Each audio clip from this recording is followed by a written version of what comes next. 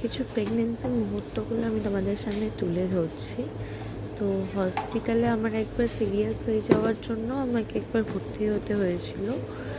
তো সেক্ষেত্রে এই তখন আমার কন্ডিশনটা খুবই খারাপ ছিল, তো আমার আইসক্রিম খেতে ইচ্ছা করছিল সেই মুমেন্টে। তো আমি চিল প্রেগনেন্সিতে পুরো আমি খাওয়া দাওয়া করেছি, আমার খাওয়া দাওয়া বন্ধ যায়নি।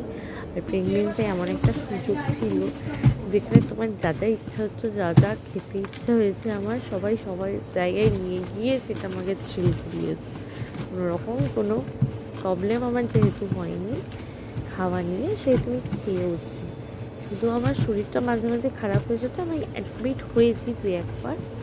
তো সেখানে আইসক্রিমটা এত সুন্দর দেখে আমার ভাবছিলাম যে কখন খাবো, আর প্রতিবার দিয়ে যেতাম ডাক্তার চেকআপে, ভাবতাম খাবো খাবো।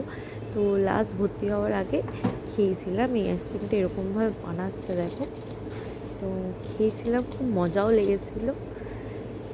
আবার কবে খাবো জানি না, সেই জন্য প্রেগনেন্সিতে খেয়ে নিয়েছিলাম, যেহেতু যাওয়া হচ্ছিলো ডাক্তারের ওখানে পিয়ারলেসে, খেয়ে নিয়েছিলাম। চলো দেখো,